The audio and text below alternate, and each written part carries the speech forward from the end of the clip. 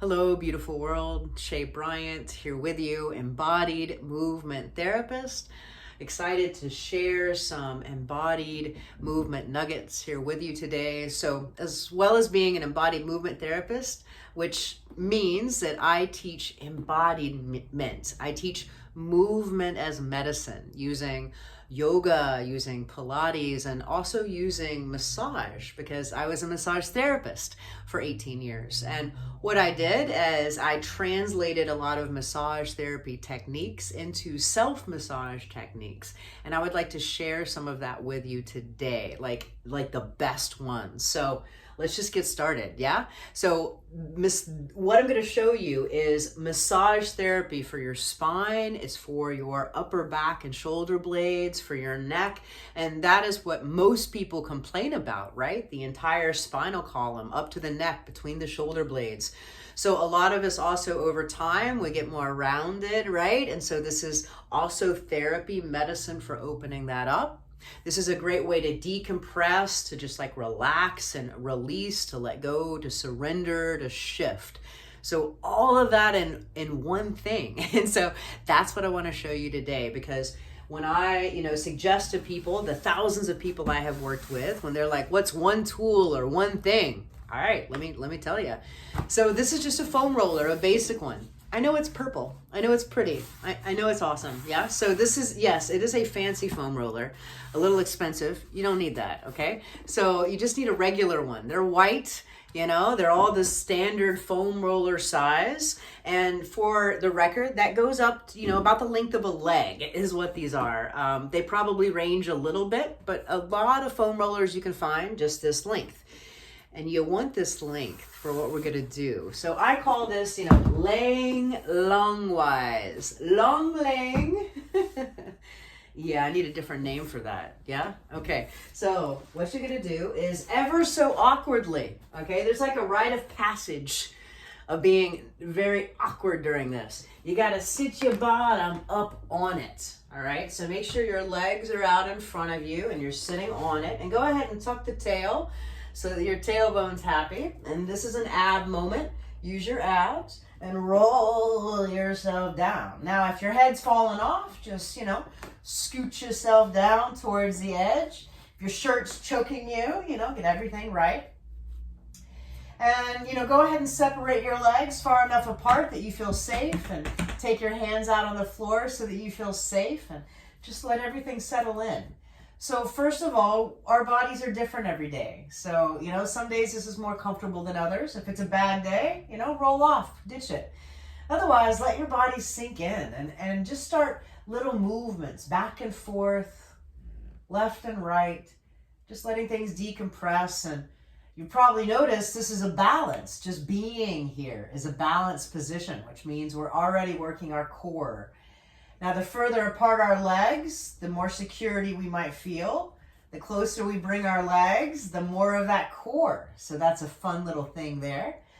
Now, if we were just here, literally breathing and resting for, 3 minutes, that alone could have a very positive effect on opening our chest. Can you feel that chest opening? On letting our spine get stimulated and get blood flow, of letting our head move back so we're not a hunchback anymore. All of that. But let's add, shall we? So what I'd like you to do is notice that your palms can turn up or can turn down. And I'd like you to start rocking more dramatically to one side and use that palm down to support you.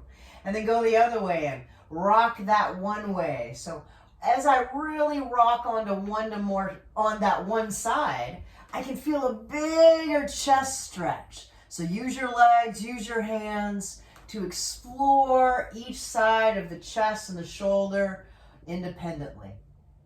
Do that a couple more times. I'm hoping you feel the big chest stretch. I'm turning that palm up. The other hand is turned down to hold me. Stretch it. One more side. All right, come back to center when ready. Now, make sure that your feet have got you because we're going to lift the arms up. So lift the arms up overhead and just take them as far overhead as they're not pinching. They feel good. and just take them out. Maybe they touch the floor, maybe not. That's okay. And just bring them back. So do not hurt them. Shoulders are sensitive. And they might have different personalities. You might have to listen to them independently. All right, try reversing that circle. Palms up, circling them out and bringing them up. Make sure you don't hurt anybody. So listen, keep listening. One more circle with breath. And bring them back. Great. So, just so you know, there's a lot more where that came from. But this is enough to create a big shift in your body. But since we're here, I'd like to give you more. So that was all about the stretching. I think you could tell, right? So now let's do a little strengthening. Have your arms down by your sides, palms down to hold you. And now bring your feet hip-width apart. All right. Pelvis. Let's find a neutral pelvis. So you're not arched, you're not flat, the butt's not engaged, you're just neutral, yeah? Now stabilize that, which means you don't get to move it. Hold the pelvis steady. Let's do some chair taps. So choose one leg and pull it up to chair. Pause there. Get your bearings. Pull the navel in. Now tap the toes to the floor. And bring it back up. Maybe it doesn't reach the floor. That'd be fine. Just tap and return. Let's do 3 more. Keep the neck long. No tension. 1 more. And put the foot down. All right. Change sides. Lift it up and just pause. Now one side might feel naturally stronger than the other. This is my weaker side. I can already tell. This helps with our balance so much. Here we go. Exhale. Inhale up. Keep the pelvis stable. Good. 3 more. But if you found that one side is weaker, you know, really you should do some extras on that side. Do 1 more. I'm going to do 1 more because that's my weaker side. And rest. All right. Release tension. Just rock side to side. Little movements. Just know there's more where that came from too. So there's a lot more strengtheners, a lot more stretching that can happen with this foam roller. When ready, go ahead and roll yourself ever so gracefully to one side. Roll yourself up to sitting. Sometimes you might feel affected.